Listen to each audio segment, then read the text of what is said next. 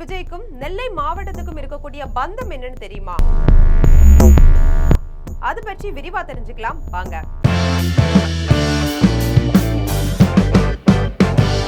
தமிழக அரசியல்ல தாவேகா தலைவர் விஜய் தன்னுடைய முதல் தேர்தலிலேயே புதிய வரலாறு படைச்சிருக்காங்க.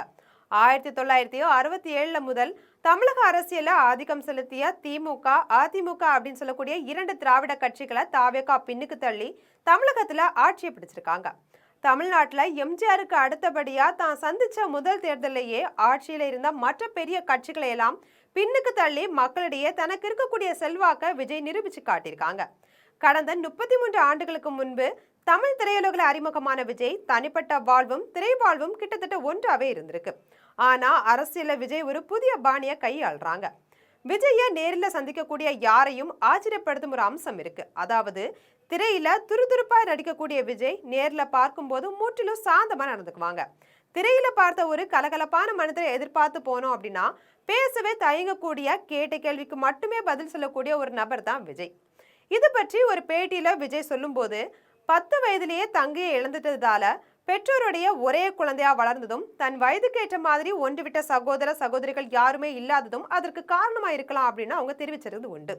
புதியவங்க கிட்ட பேச தயங்கக்கூடிய இளைஞரா துவங்கி ஒரு கட்சியோட தலைவரா பரிணாமம் எடுத்த விஜயோட பயணம் அவ்வளவு சாதாரணமானது இல்ல. வெற்றி பெற்று முதல்வரா அமர்ந்ததுமே அசாதாரணமானதுதான்.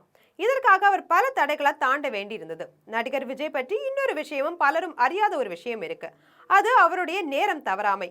படப்பிடிப்புக்கு 8 மணிக்கு வரணும்னு சொன்னா அவங்க 7:50க்கே தயாராக இருப்பாங்களாம். அந்த அளவுக்கு நேரத்துக்கு முக்கியத்துவம் கொடுக்கறவங்க. நடிகர் விஜய் தமிழக சட்டமன்ற தேர்தலில் வெற்றி பெற்று முதல்வரா பதவியேற்றதும் சட்டசபையில கோட் சூட் போட்ட முதல்வரை தமிழக மக்கள் பார்த்து ரசிச்சிருக்காங்க. அதே நேரத்துல முத்துப்பேட்டை அப்படின்ற கிராமத்தை கூகுள்ல லட்சக்கணக்கானோர் தேடவும் தொடங்கியிருக்காங்க. நடிகர் விஜய் ராமநாதபுரம் மாவட்டம் கீழக்கரை அருகே இருக்கக்கூடிய முத்துப்பேட்டை கிராமத்துல தான் பூர்வீகமா கொண்டிருக்காங்க. அதே வேளையில பலரும் திருவாரூர் மாவட்டத்தில் இருக்கக்கூடிய முத்துப்பேட்டை தான் விஜயோட சொந்த ஊர் அப்படின்னு கருத தொடங்கியிருக்காங்க. தமிழக முதல்வர் விஜயோட தந்தை S.A. சந்திரசேகர் ராமநாதபுரம் மாவட்டத்தில் இருக்கக்கூடிய முத்துப்பேட்டையில தான் பிறந்திருக்காங்க. விஜயோட தாத்தா சேனாதிபதி ரயில்வே துறையில பணியாற்றி ஓய்வு பெற்றவங்க.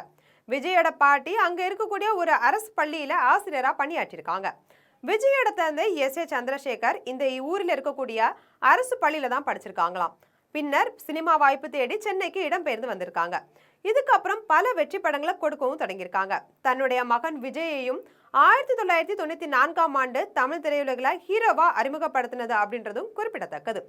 விஜயோட தாத்தா சேனாதிபதியோட கல்லறை முத்துப்பேட்டையில இப்பவும் இருக்காம். S.A. சந்திரசேகர் அடிக்கடி இங்க வந்து தந்தையோட கல்லறைக்கு மரியாதை செய்வதும் வழக்கமா வச்சிருக்காங்க. சமீபத்துல தந்தையோட கல்லறைய S.A. சந்திரசேகர் புதுப்பிச்சிருக்காங்க. அப்போ முத்துப்பேட்டை மக்களுக்கும் அன்னதானம் செஞ்சிருக்காங்க.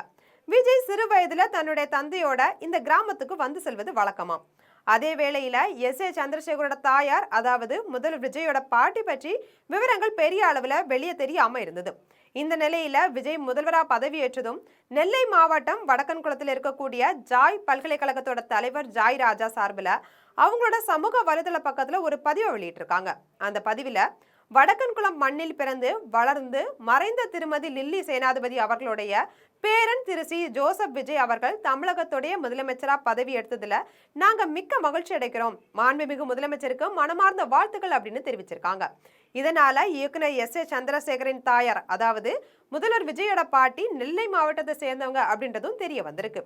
ஜாய் பல்கலைக்கழகத்தை தோற்றுவித்த ஜாய் ராஜா வடக்கன்குளத்துல இருக்கக்கூடிய பல கல்வி நிறுவனங்களை நடத்தி வந்த மறைந்த S.A. ராஜாவுடைய மகன் ஆவார்.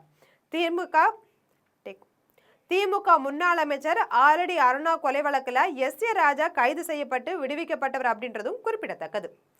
இது போன்ற அரசியல் செய்திகளை உடனுக்குடன் தெரிந்து கொள்ள ஜெம் தொலைக்காட்சியுடன் எப்போதும் இணைப்பில் இருங்கள்.